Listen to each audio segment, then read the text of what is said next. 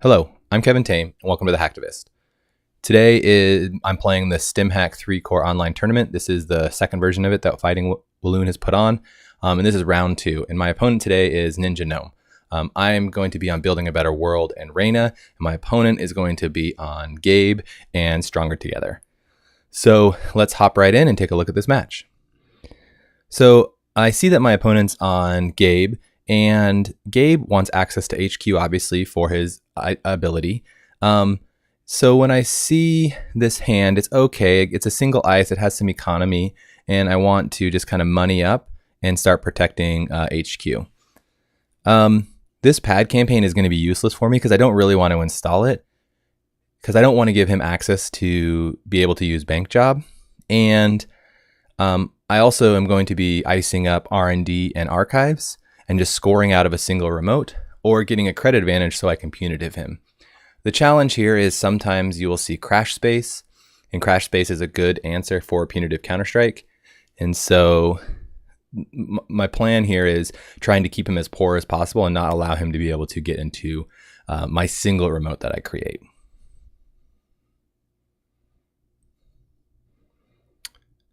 So these are both really high strength and high res cost ice. So I wish I had saw a little cheaper ice, because I want to be able to put one on archives and R&D, because I don't want Sneak Door Beta to come in and get my priority reconstruction. And so I can't really afford to res this toll booth. And I just am going to let him get some accesses here on R&D until I get more money to be able to handle it. Or what I want to do is I want to be able to res it with my agenda ability. So here's the bank job that comes down. And now I have another piece of ice. The problem with the archer is I can't res it right now. And I'm unsure where I want to put it, but sometimes face down ice is just scary enough. And this, I think, was a misplay, because I put the Hadrian's Wall down, and I'm not going to res the Hadrian Wall because there's nothing to protect. So what this does is it gives him an opportunity to use his bank job. I should have just pitched my pad campaign and maybe taken a credit or something like that. Because here I'm not going to res. He obviously is just going to get his money, and that was just a mistake.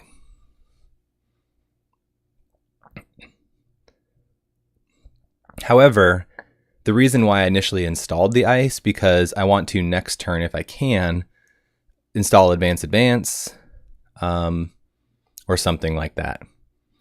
But now that I have the cheap ice, I found another piece of ice, I'm now in a position where I'm worried about him finding an inside job to get past this server. So I don't want to install advance on a single piece of ice. So I go ahead and I install an Enigma that is cheap to res. So if he does inside job me, he'll pass the Enigma, and then he'll have to deal with the Hadrian's Wall. Once again, I'm still not in a position to res my R&D ice, which is fine. He's kind of just, it's a good check for him to kind of force me to like see if I want to res it or not. Now I'm in a position where I might res it, because I have a little bit more of a credit advantage and I can afford it.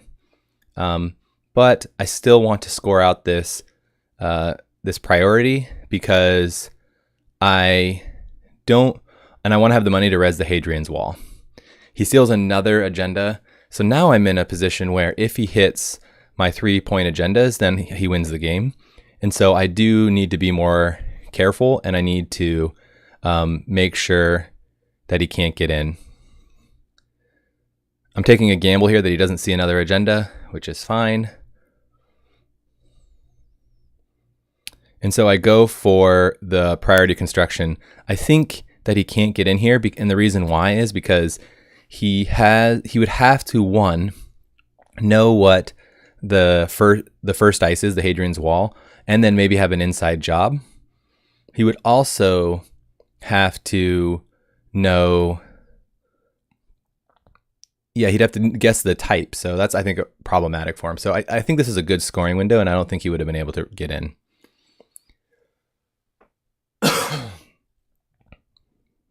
Force of Nature, I don't really like this one as much. I think it's better to just play Gordian Blade. That's my opinion. Data Sucker is helpful. It's useful for, you know, getting it to the right strength, but Gordian Blade just seems better.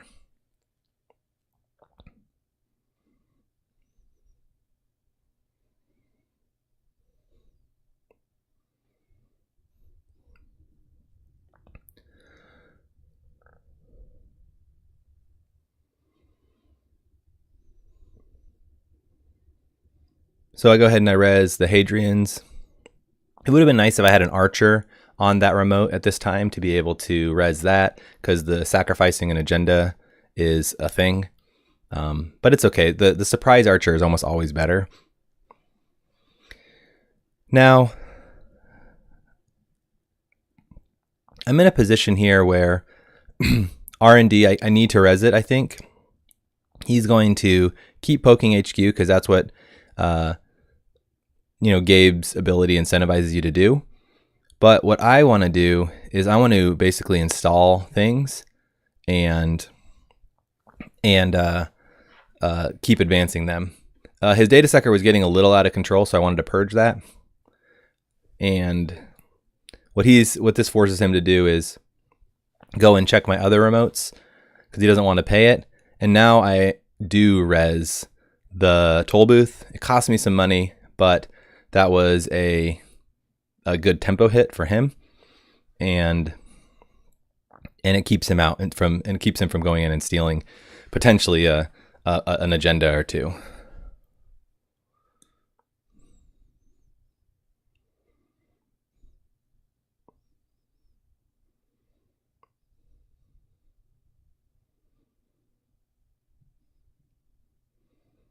So he opts to inside job, which he's looking to get a counter on his data sucker so that he can make a run on HQ, and not having to. He just wants that there. So my plan here is to just ice up, put a few more pieces there, make him so he's not incentivized to run. I'll have an archer also on archives to be able to punish him if he tries to run there, which he does. And this is a real tempo hit for him. He's going to lose his 2 breakers. It's going to end the run. And now I'm in a position where all I need to really do is find some agendas to score. And I think this will be a difficult match for him. So my plan here is to just jam out the priority construction next turn because he is only on 5 credits. He just installed a pheromones, which sets him back a little bit, and he's not going to be hitting HQ or R&D anytime soon.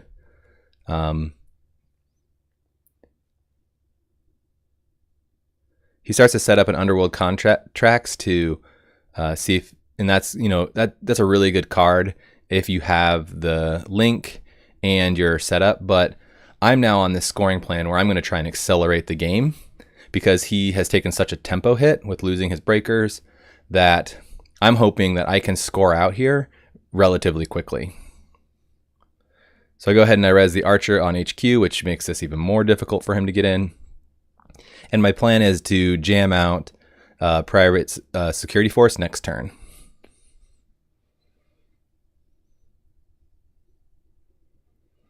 Underworld Contacts is a really great card, but I think installing it on turn 10 and 11 is a mistake because the game isn't going to go much longer beyond turn 12. It might feel like it is because I only had 3 points, but since I have so much ice installed, I have the real advantage here.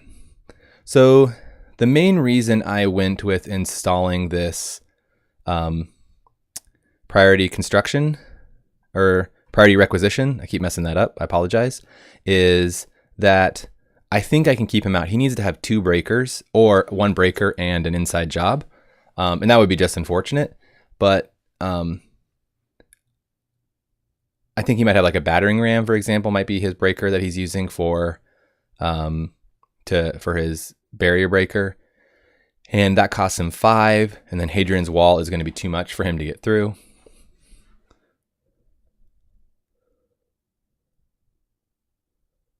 And once he does this, I know it's a desperate attempt to see if there's an agenda in archives. And what I do is I'm able to just, at this point, there's no way he can get in. So it's just a matter of time to me to hold out, and then I score this really quickly, and that's the game. So that one pretty much went exactly as planned. Just build the single remote and try and jam out some agendas. It's really nice to res these really expensive ones. And so, yeah, let's dive right into the next match. Okay, so I'm playing Reina, and he's going to be playing Stronger Together. So what I know about his deck is that it's going to be kind of expensive and difficult for me to break some of his ice. Like Ichi is now strength 5, and so Mimic doesn't really deal with that. I have Ice Carver to bring it down. So Ice Carver is what I'm kind of hoping for to be like the neutralizer, if you will. But my plan here is to run early and aggressively to get him, to force him to res ice. Because if I can do that, then it makes him poor. And the poorer I can make him, the better. So I see a Victor 1. I see an Adonis, which I don't want to trash yet. And if I do, I trash it next turn after he's lost a credit. And I have Imp to be able to deal with that as well. So my plan here is to use Imp and just kind of control his stuff by trashing it as much as I can. So he goes ahead and ices that, which is fine. And I'm going to go in and just check it. So it's a Data Raven, which is fine. That cost him 5 to res, which is good for me. And now that leaves HQ open and R&D open for me to poke around. So I get an Imp, and I go, okay, I want to trash this piece of ice. I'm going to go steal an agenda, which is great, like off of R&D. I didn't expect that one. But it's nice to get rid of ice because ice is hard to recur back, and they only have a limited amount of them. So if a corporation has no ice, then it's easier to get in, obviously.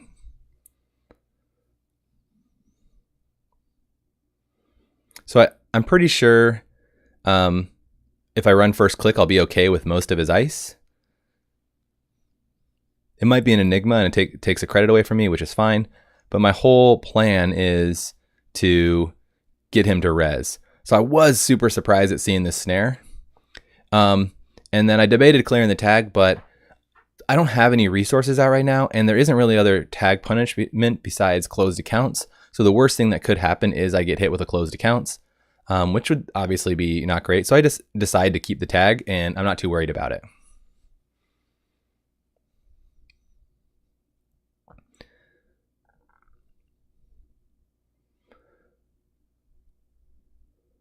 So that was somewhat of a risky run because it could have been an Ichi, but the worst case of thing is I lost my Imp.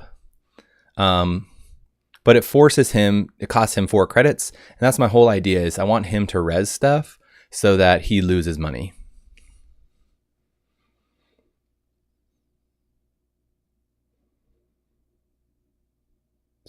So now he just installed 2 ice, which I think is was a mistake because it cost him 2 credits. And now I have free access to R&D because I don't think he'll be able to res these 2 pieces of ice with 3. Because most of his ice is probably going to cost him 3 or 4 or 5. I happen to see another agenda, which is great. So I'm going to go in and check again. I go ahead and trash it and go in, and this is a great opportunity. I get super lucky seeing both of these agenda. This makes my game plan so much easier. And then I go in and I use the demolition run because I want to continue to disrupt his game plan. So if he sees another piece of ice or another piece of econ, I'm just going to trash it. So psychographics, I don't think that's going to help him too much, but just good card to get rid of anyways. So now being on 6 agenda points, this makes my job a whole lot easier. It becomes very difficult for him to score behind a remote. And so my plan is to just kind of stabilize a little bit and pressure keep him poor. So that's great thing for him to res that. And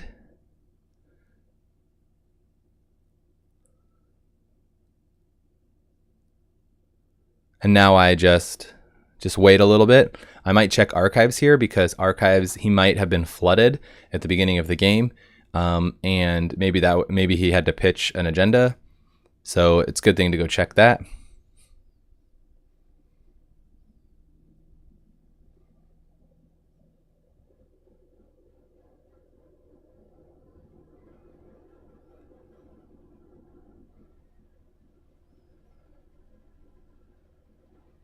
So what I'm doing here is I don't think I'm going to need crash space, because crash space is only really good when I'm going to get hit with punitive. But I have now 6 points, and so there's no way I'll ever get hit with punitive because I'm not going to steal another agenda without winning. So that's a good one to get rid of. Morningstar is a really expensive breaker here. And so now that I have my retrieval run, I want to use retrieval run to try and get into this, to try and go ahead and install Morningstar. He reads that and goes, okay, fine, I'm going to force you to like not be able to use retrieval run, which is fine.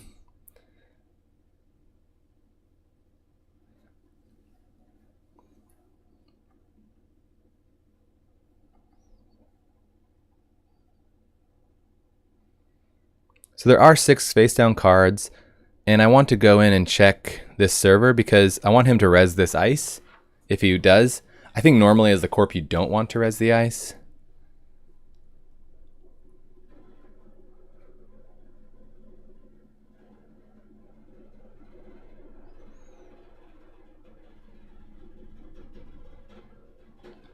So my plan here is to fem that piece of ice, take the tag, break with fem, and then clear the tag if it's not an agenda.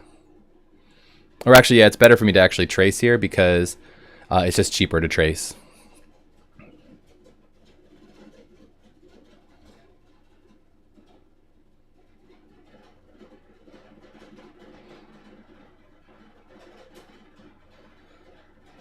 And I have some links, so that makes it a lot easier.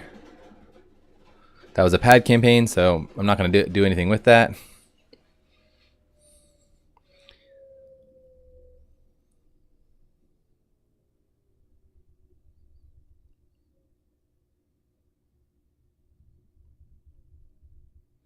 One play I did mess up here is I should have, when I installed my fem, I should have trashed my imp because I don't want that. I want that in the heap so that I can bring it back with retrieval run if I ever need or anything like that. It's unlikely that I'm going to use it again and I can just trash it next time, but it's generally good to do that.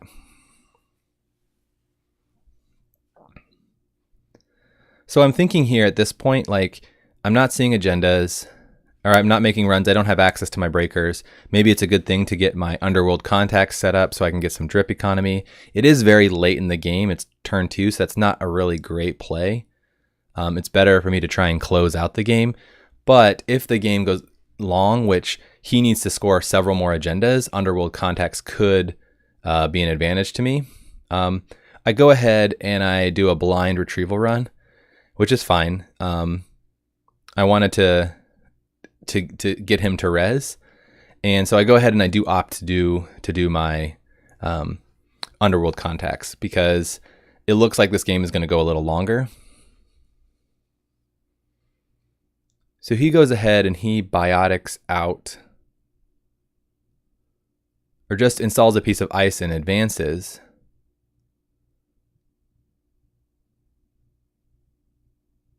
And if this is a Biroid ice, I can click through it. Also, since it's a data raven, the worst case scenario is this is a Project Junebug. And I lose a bunch of cards, which should obviously be a pain. But I'm hoping that this is just an agenda and he's getting desperate to try and score. And he was trying to find a window to score something out. So aggressive secretary, brutal, trashes 2 of my programs. And so now what I really need here is I need a find a Morningstar so that I can get into HQ. because I've lost my fem, and if I don't have a Morningstar, I can't do a retrieval run to bring any of my stuff back, specifically my fem. The only thing that's actually, I think, real advantage to me right here is that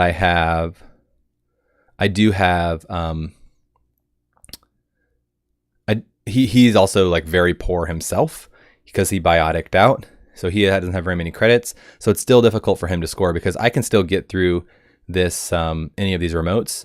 So he can't really score out his remotes yet.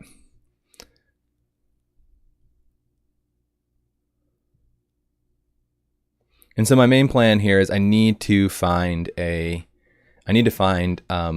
Morningstar to be able to get in, or another fem would work as well. So I'm aggressively drawing because I don't want him to start scoring out.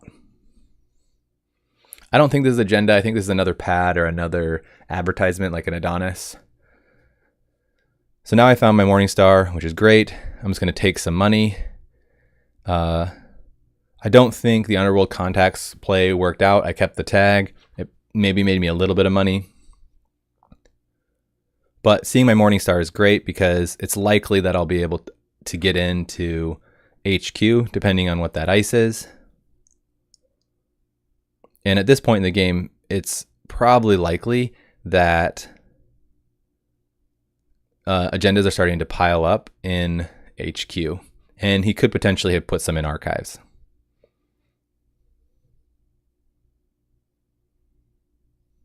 He's been putting a lot of things in there. Okay, so now I'm in great shape. I have my Gordian and my Morningstar. The worst case scenario is that, and a retrieval run so I can bring back fem. This becomes, I think, more difficult for him now that I have found my 2 breakers.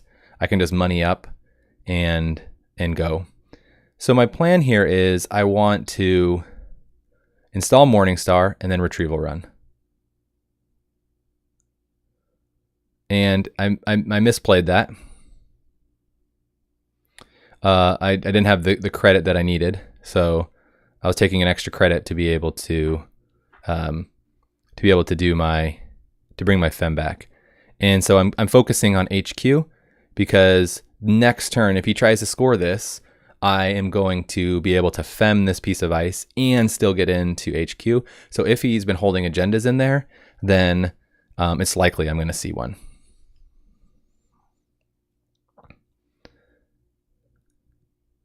Yep, so he has private security force down. I